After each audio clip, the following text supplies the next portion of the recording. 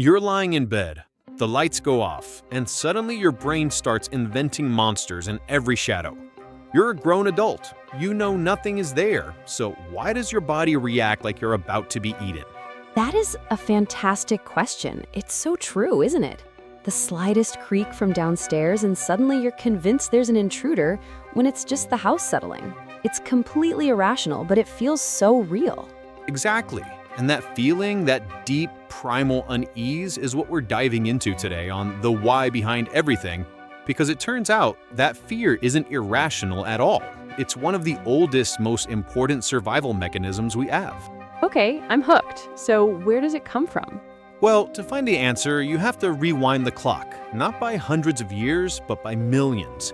Back to our earliest ancestors on the plains of Africa. During the day, we were reasonably capable, but at night, we were prey.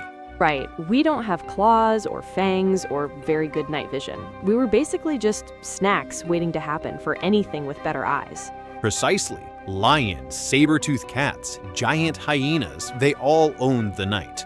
For our ancestors, darkness wasn't just the absence of light. It was a curtain that hid very real, very hungry dangers. Our eyes are built for daylight, so when the sun went down, our primary sense of detecting threats became almost useless. So your brain had to compensate for that. And it did, with a tiny almond-shaped part of the brain called the amygdala. Think of it as your internal smoke detector. It's hardwired to react to potential threats, especially ambiguous ones like a strange noise or a flicker of movement in the shadows. The amygdala, right. And here's the crucial bit. The amygdala works faster than your conscious, rational brain. It gets a fuzzy, low-resolution signal of a potential threat and immediately triggers a full-body fear response, pounding heart, adrenaline, tense muscles, before your logical brain, the prefrontal cortex, has even had a chance to properly analyze the situation and realize it's just a dressing gown hanging on the door. So it's a fear first, ask questions later system. It had to be.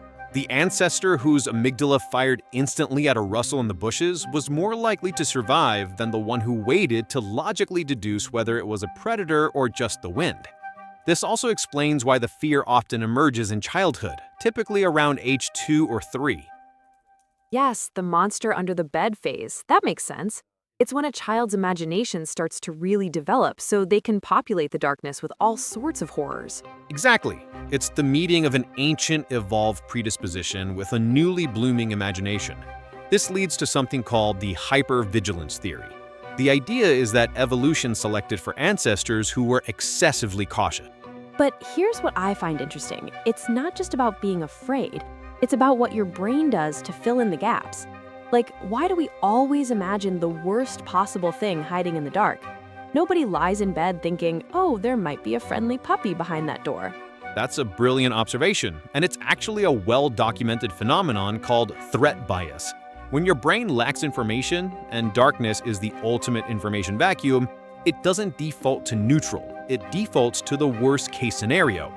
Evolutionarily, assuming the rustling in the bushes was a predator and being wrong cost you nothing. Assuming it was harmless and being wrong cost you your life. So our brains are essentially pessimists by design. Exactly. And it gets worse at night because your prefrontal cortex, the rational, logical part, actually becomes less active when you're tired. So your amygdala is running the show with even less oversight than during the day. That's why fears that seem completely manageable at noon feel absolutely terrifying at 3 in the morning.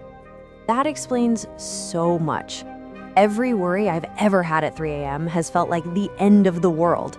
And then in the morning, I wonder what I was so stressed about. The brave, fearless hominid who strode confidently out of the cave at night probably got eaten. The anxious, paranoid one who jumped at every shadow and stayed near the fire, he survived to pass on his cautious genes. We are the direct descendants of the worrier. So it's literally baked into our DNA to be a bit of a scaredy cat in the dark? That's both comforting and slightly embarrassing. It is, and the mismatch becomes even clearer when you consider the history of light.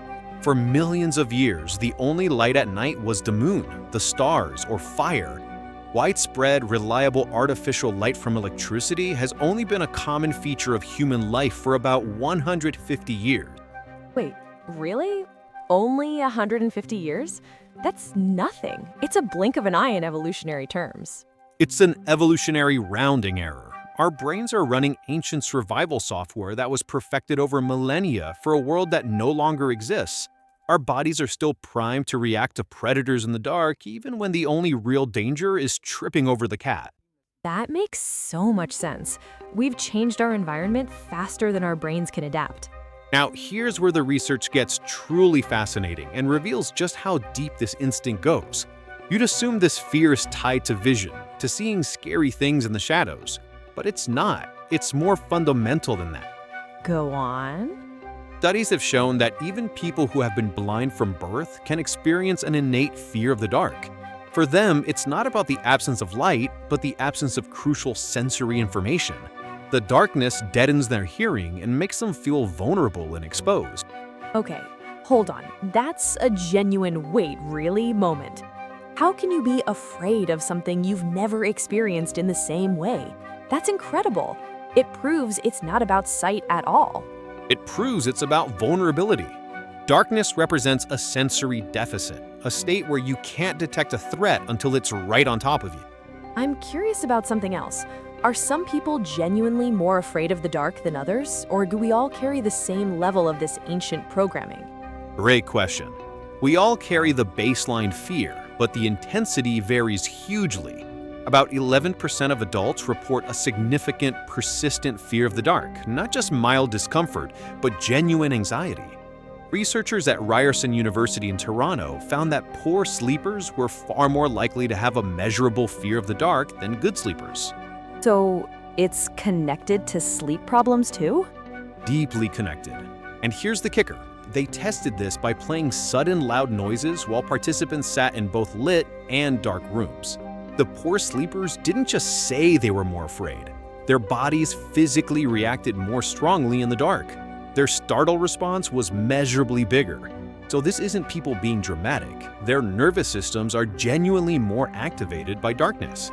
And then, of course, our modern culture pours petrol on that little genetic fire with horror films, ghost stories, and creepy folklore that all use darkness as a primary tool for terror. Wow.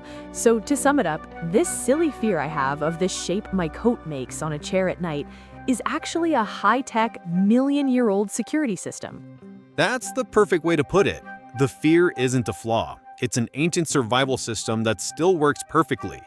The threats have just changed from saber-toothed cats to stubbed toes, but our brains haven't quite got the memo yet. So next time I'm spooked, I should just take a moment and thank my inner caveman for trying to keep me safe from lions. Precisely. And on that reassuring note, thank you for listening to this episode of The Why Behind Everything. Next time, we're looking at something you've probably battled today. Why does your brain make you procrastinate even when you know exactly what you should be doing? The answer starts with a Victorian scientist most people have never heard of. It's a fascinating one you won't want to miss. In the meantime, if you enjoyed today's episode, please consider subscribing wherever you get your podcasts. We'll see you next time.